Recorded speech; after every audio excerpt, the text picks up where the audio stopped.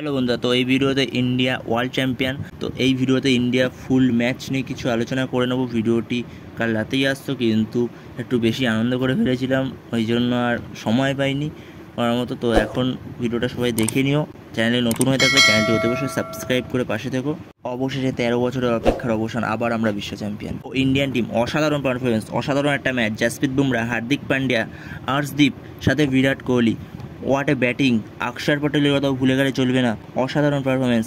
তার সাথে ভুলে গেলে চলবে না সূর্যকুমারের ব্রিলিয়ান্ট একটা ক্যাচ, যেখানে মিলারের লাস্ট ওভারে 16 রান চাই, যেখানে প্রথম বলে মিলার চালিয়েছিল, ওটা 6 হয়ে যেত যদি না ওই ক্যাচটা, ব্রিলিয়ান্ট ক্যাচটা না নিত ওখানে সূর্যকুমার। বিরাট কোহলি ব্যাটিং আর কি বলবো, বিরাট কোহলি কেন বিগ ম্যাচ প্লেয়ার বলা হয় আবারও প্রমাণ করলো। বিরাট কোহলি 59 বলে 76 রান, যেখানে 23 রানে 3 উইকেট পড়ে গেছিল, সেখান থেকে বিরাট কোহলি যে ইনিংসটা খেলেছিল, 59 বলে 76 রান, 2টো 6, 6টা 4, প্লেয়ার অফ দ্য ম্যাচ হয়ে কেরিয়ারে প্রথমবারের মতো টি-20 বিশ্বকাপ champion Virat Kohli man of the match পুরস্কারটি নেওয়ার সময় সে জানিয়ে দেয় সে টি-20 থেকে অবসর ঘোষণা করলো। এটাই তার ছিল লাস্ট বিশ্বকাপ। তো যাই হোক বিরাট, তুমি অনেক দিয়েছো, থ্যাংক ইউ বিরাট, তোমার কাছ থেকে অনেক কিছু পেয়েছি। তো এবার নিজের দিকে একটু খেয়াল রেখো। তো এরপরে অক্ষর পটেলের কথা ভুলে গেলে চলবে না। What a innings! 31 বলে 47 রান, 4টে 6, একটা 4, যেখানে 5 নম্বরে ব্যাটিং করতে নেমেছিল, 3টে উইকেট পড়ে যাওয়ার পরে সেখানে অক্ষর যেভাবে খেললো,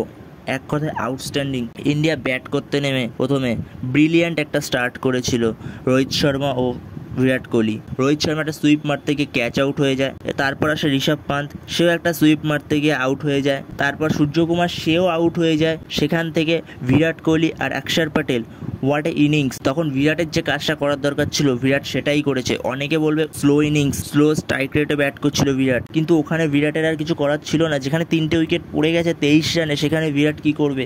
বিরাটের এই ইনিংসটা যে কোনো প্রশংসাই কম হবে বিরাটের জন্য। লাস্টের দিকে ডুবে কিছুটা ভালো ফিনিশিং দিয়ে যায়, ছোট্ট একটা ক্যামিও খেলে। হার্দিক জাদেজার ফিনিশিংয়ে শেষ পর্যন্ত ইন্ডিয়া 176 রান করে, যেটা ঠিকঠাকই স্কোর ছিল।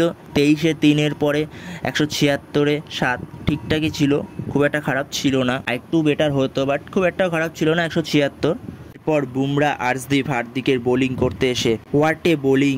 জাসপ্রীত বুমরা সেকেন্ড ওভারে বল করতে এসে 3 নম্বর বলে রিজা হেন্ড্রিক্সকে আউট করে দেয়। Brilliant bowling Jasprit Bumrah. তারপর আর্শদীপের বলে মার্কাম পান্তের হাতে ক্যাচ দিয়ে আউট হয়ে চলে যায়। তারপর স্টাফস আসে, ডিকক আর স্টাফস মিলে ভালো একটা পার্টনারশিপ করে। আবারও একটা সেই রাতের কথা মনে পড়ছিল কিছু কিছু, কারণ সেখানে স্টাফস আর ডিকক যেভাবে খেলছিল পার্টনারশিপটা বিল্ড করে, তখন আবার সেখানে অক্ষর এসে স্টাফসকে আউট করে। তারপর নামে ক্লাসেন, এবং স্পিনারদের জন্য খুব একটা ভালো দিন ছিল না আজকের ম্যাচটা। যাই হোক, কুলদীপের থেকে একটু বেটার পারফরমেন্স এক্সপেক্টেড ছিল, একটু অত্যাধিকই এক্সপেন্সিভ চলে গেছে কুলদীপ। তো কুলদীপ 13 নম্বর ওভারে এসে কুইন্টন ডিকককে আউট করে। 14 নম্বর ওভারে অক্ষরকে বোলিং দেয়, ওই ওভারে অক্ষর 24 রান দেয়।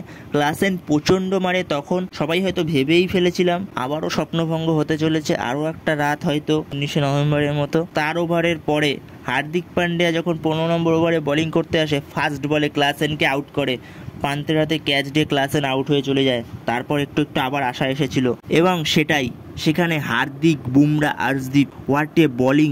30 বলে 30 রান যেখানে দরকার ছিল, সেখান থেকে লাস্ট ওভারে 6 বলে 16 রান দরকার। যে কোনো প্রশংসাই কম হবে এদের করলে। তো লাস্ট ওভারে চাই 6 বলে 16।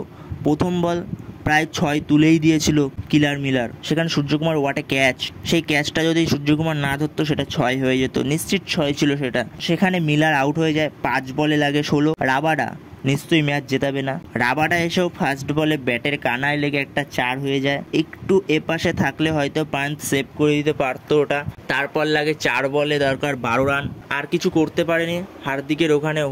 ব্রিলিয়ান্ট বোলিং 4টে বলই।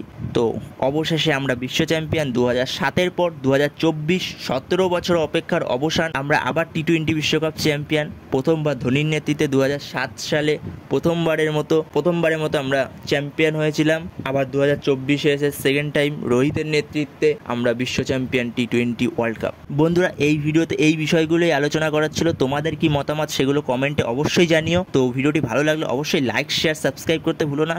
সবাই একটা করে সাবস্ক্রাইব করে যাও। তো নেক্সট ভিডিওতে দেখা হচ্ছে, ততক্ষণ আনন্দ করে যাও। তো এটা এখন আজকে আমাদের দিন, তো আমরা এখন বিশ্ব চ্যাম্পিয়ন। তো চলো নেক্সট ভিডিওতে দেখা হচ্ছে, ততক্ষণের জন্য বাই বাই।